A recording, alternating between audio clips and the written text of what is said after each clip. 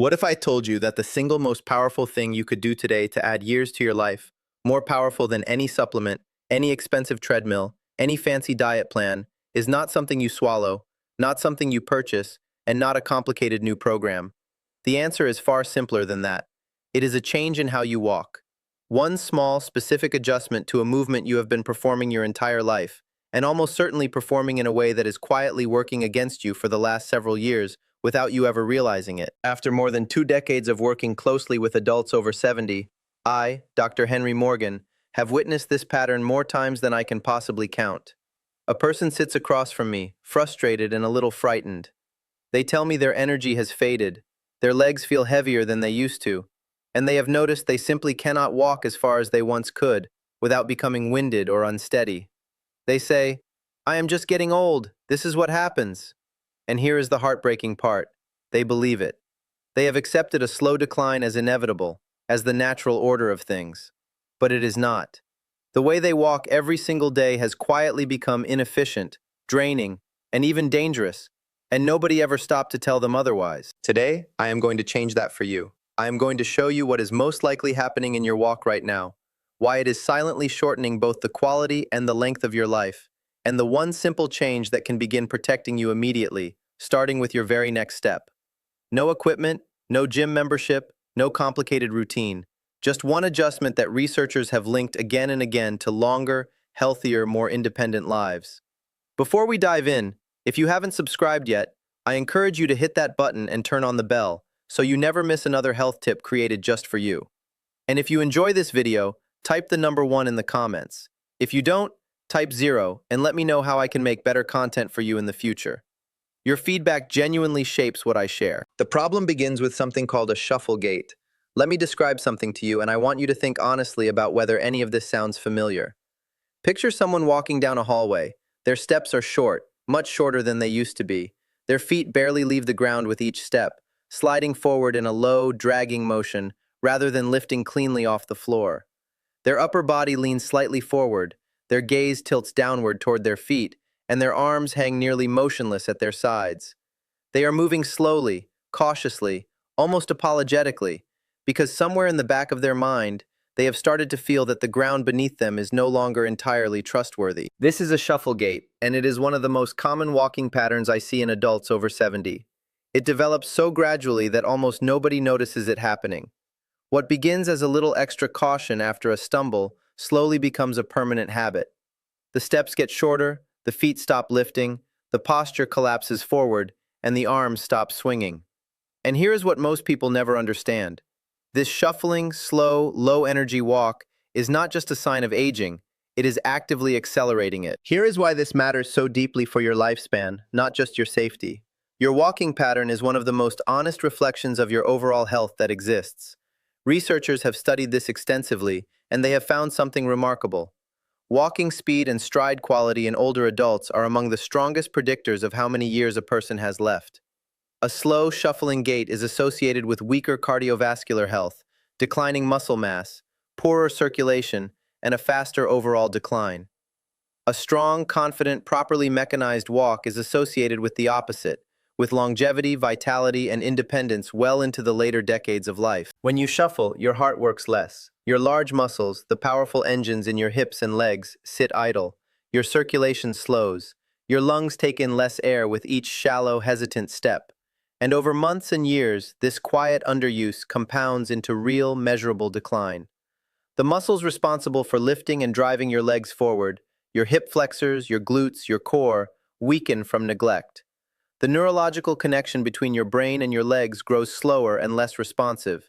Your body, in essence, begins to believe that you no longer need it to be strong, and it responds accordingly by letting that strength fade away. But here is the truly hopeful part, the part I want you to hold on to. All of this is reversible. Your body is extraordinarily responsive, even after 70, even after 80. It is waiting for the right signal. And that signal begins with one single change. The one change is this. From this moment forward, every step you take should begin with your heel. This is called a heel strike, and it is the way human beings are biomechanically designed to walk. When you were younger and your gait was natural and unguarded, your heel struck the ground first with each step. Your weight then rolled smoothly forward through the arch of your foot, across the ball, and pushed off through your toes to power the next step. It is a flowing, continuous, rolling motion, and it is one of the most efficient and stabilizing movements the human body can produce. It engages your large muscles, it keeps your heart working, it improves your circulation, and it keeps your posture tall and open. But over time, as muscles weaken and confidence quietly erodes, that beautiful heel strike disappears. The foot begins landing flat, or even toe first, in a pattern that is shorter, lower, and dramatically less stable. We stop rolling through the foot. We stop pushing off with intention. We start to shuffle. And with every passing month of shuffling, the very muscles that produce a proper heel strike grow weaker and weaker, simply because they are no longer being asked to do their job. So what does correcting this actually look like in practice? It is simpler than you might imagine. With each step, I want you to reach your heel slightly forward, just a few inches more than you normally would, and let it make firm contact with the ground first. Feel the weight shift forward through the length of your foot. Let your toes push off powerfully behind you as you move into the next step. And most importantly, lift your foot. Do not slide it. Pick it up, reach it forward, and land cleanly on the heel. When you do this correctly, several wonderful things happen all at once. Your step length naturally increases, which improves your stability and your forward momentum. Your foot clears the ground properly, which eliminates the constant risk of catching on rugs and uneven surfaces. Your posture automatically corrects itself. The heel strike pulls your weight back and lifts you upright out of that forward-leaning, collapsed shuffle. Your heart rate rises gently into a healthier range, your circulation improves, and your hip flexors, glutes, and core are suddenly being asked to work again, which begins rebuilding the very strength and vitality that adds years to your life. One change, one small adjustment, and it triggers a chain reaction throughout your entire body that begins working for you rather than against you with every single step you take.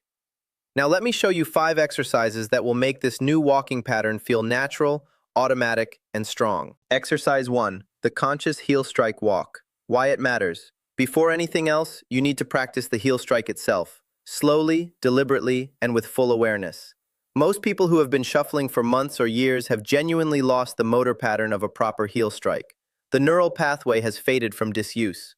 This exercise rebuilds it by asking your brain and your legs to practice the correct movement, repetition by repetition, until it becomes automatic once more. How to do it. Find a clear hallway or a long open space along a wall. Stand at one end with one hand lightly touching the wall for safety if you need it. Begin walking, but this time think about nothing except your heel. With every step, consciously reach your heel slightly forward and let it land first. Feel the contact. Feel your weight roll through the foot.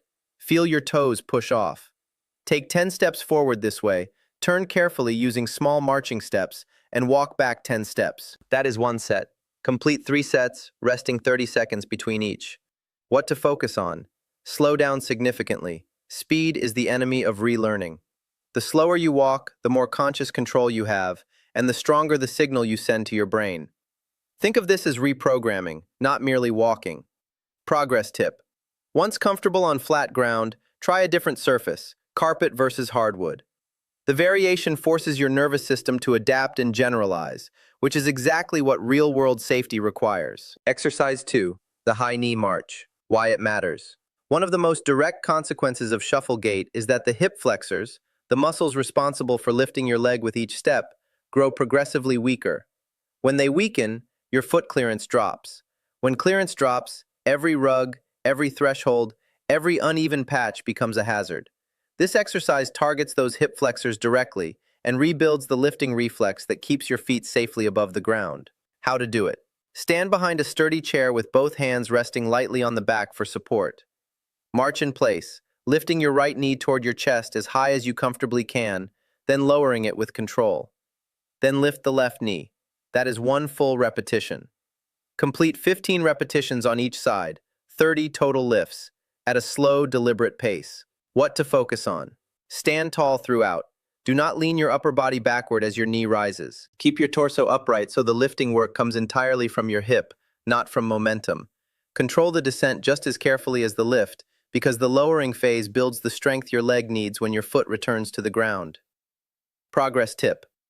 As this becomes easier, practice the march while moving slowly forward through your hallway, lifting each knee before stepping, then placing your heel down first. You are now combining this with exercise 1, the closest possible simulation of proper walking you can train at home. Exercise 3, the stride length walk. Why it matters. Shuffle gait shortens your stride dramatically, often to half or less of what it once was. A short stride is an unstable stride. It reduces your momentum, disrupts your balance rhythm, and forces your center of gravity into an awkward, pitched forward position. This exercise gently challenges you to extend your stride back toward a safer, more stable range, rebuilding both confidence and muscle memory.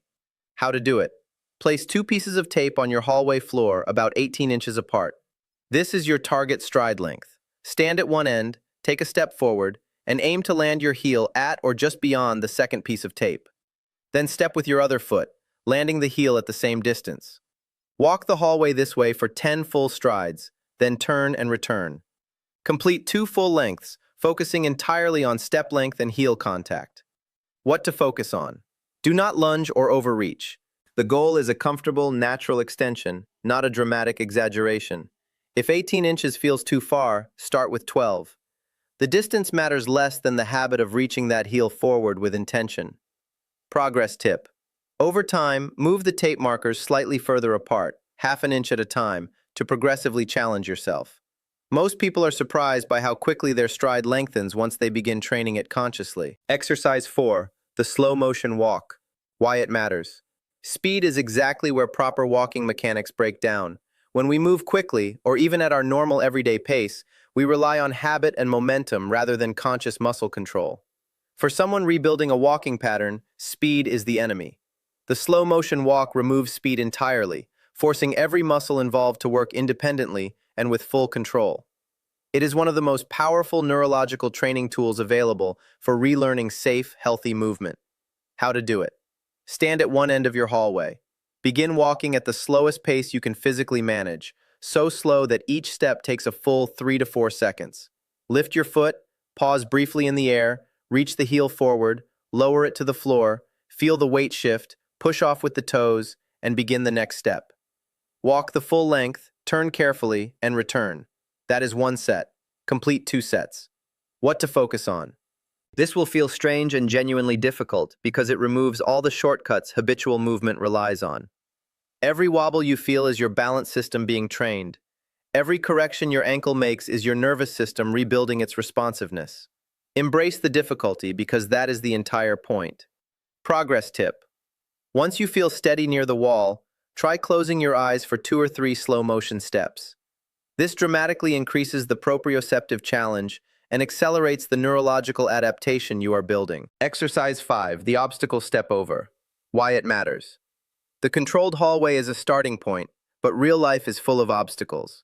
Rugs, door thresholds, pet toys, electrical cords, garden hoses. Everyone is a potential trip hazard for someone with a shuffle gait and low foot clearance. This exercise trains your brain and legs to detect an obstacle, lift the foot high enough to clear it, and land safely on the other side. The exact sequence your body must execute in a fraction of a second when real life presents the same challenge. How to do it. Place a pool noodle, a rolled-up towel, or a similar soft, lightweight object on your hallway floor, about 4 to 6 inches high. Stand a few feet back with a wall or chair within reach. Walk toward the obstacle at a controlled pace. When you reach it, lift your right foot deliberately, high enough to clear it with room to spare, and step over. Then lift your left foot and clear it completely. Continue a few steps beyond, turn carefully, and return, stepping over it again. Complete 5 passes in each direction, 10 total step overs. What to focus on. Do not rush as you approach. Slow down slightly, pick your foot up early, well before you reach the object, and make a conscious, confident step. The goal is to train your brain to recognize the obstacle, respond in advance, and execute the clearance with control rather than panic. Progress tip. Once this feels easy, vary the height of the obstacle, slightly higher one week, a different texture the next. You can also practice stepping over it while carrying something light in one hand, which more accurately simulates the way real-life trips actually tend to happen. Now, an important safety warning before you begin. I need you to take this seriously because your safety is everything to me. If you have recently had a hip or knee replacement, or are being treated for plantar fasciitis or any heel condition, or have been told by your doctor to avoid weight-bearing exercise, please speak with your physician or physical therapist before attempting these movements. Some may need to be modified for your specific situation. Always practice near a wall, countertop, or sturdy chair. Never rush. Wear non-slip footwear or go barefoot on a safe surface.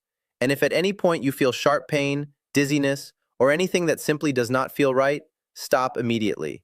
There is no movement here worth risking your safety over. Progress at your own pace and trust your body to tell you when it is ready for more. Over these last several minutes, you have seen that the slow, shuffling decline so many people accept after 70 is not something you must surrender to. It begins with the smallest, most deliberate change, reaching that heel forward and letting it land first. From there, the benefits ripple upward through your entire body. Your stride lengthens, your posture lifts, your hips, glutes, and core awaken. Your heart works a little harder in the healthiest possible way, and your circulation improves with every confident step you take. Each exercise in this routine builds upon the one before it, exactly as the body prefers to heal. The conscious heel strike walk rebuilds the pattern. The high knee march restores the lifting strength. The stride length walk reopens your natural range of motion. The slow motion walk sharpens your nervous system, and the obstacle step over prepares you for the unpredictable world beyond your hallway. Practiced consistently, not perfectly but consistently, these changes become real and lasting. This is about so much more than walking. A strong, capable gait protects your independence. It reduces the fear of falling that quietly steals confidence from so many older adults. It preserves your ability to walk to your mailbox, climb your own stairs, play with your grandchildren, and move through your days without ever wondering whether your legs will hold you. That kind of freedom is not a small thing, it is everything. And the research is clear that a confident, well-mechanized walk is one of the most reliable signs of a long and vibrant life. Aging does not mean surrendering control over how your body feels or how many good years lie ahead. It means learning which movements your body truly needs at this stage of life and choosing them every single day with care and intention. This one change, the heel strike, is that choice. Simple, safe, and powerful in ways that quietly add up over weeks, months, and years. Now, I would love to hear from you. Have you noticed your steps getting shorter or your feet barely lifting off the ground lately? Leave a comment with your age and where you are watching from. Your experience might be exactly what another viewer needs to read today. If you enjoyed this video, please leave a comment with 1. If not, feel free to comment with 0. Your feedback means a great deal to us.